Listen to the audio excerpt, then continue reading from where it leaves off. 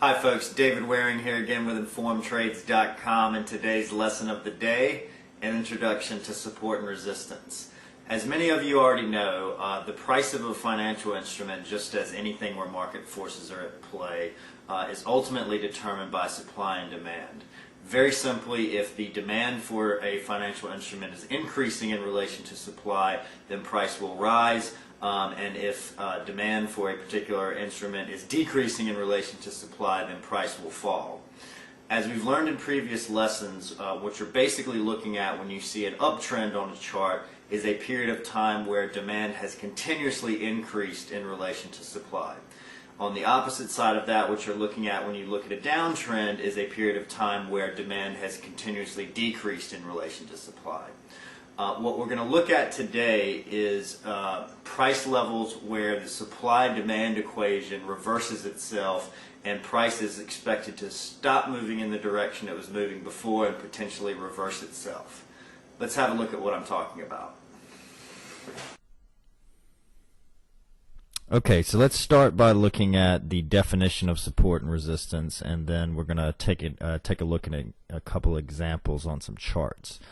The definition of support is the price level of a particular instrument where there is enough demand should price reach that level to keep prices from falling further.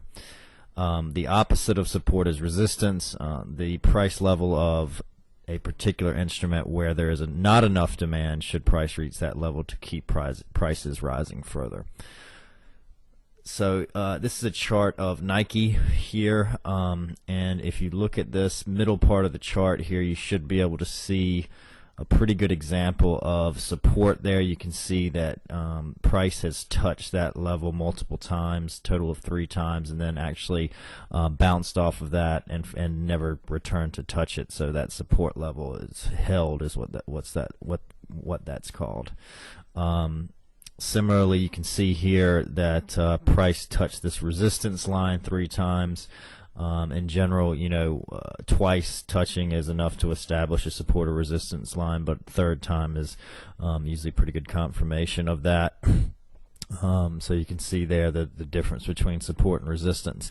You can also see that on the resistance side of things, the top line actually did not hold and price ended up breaking through that level and continuing to trend upward. So it's pretty easy to see support and resistance there in a range-bound market like we just saw.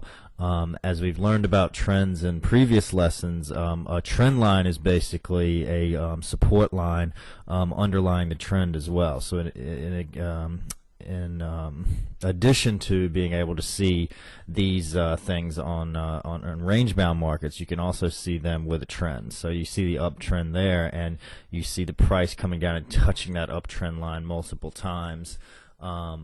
Before eventually breaking it, and that's a good example of support. And on the upside, this is called a price channel here, a trend channel. You can see price touching multiple times that line, and that line is acting as resistance there to the upside of that trend. So a common strategy that traders will use when looking at charts and looking for support and resistance, a very basic strategy is they'll look for selling opportunities around resistance and buying opportunities around support, and then they'll look to place their exits shortly above resistance or shortly below support to protect that position. So that's something that we're going to take a little bit of a look into later in some of our strategy discussions.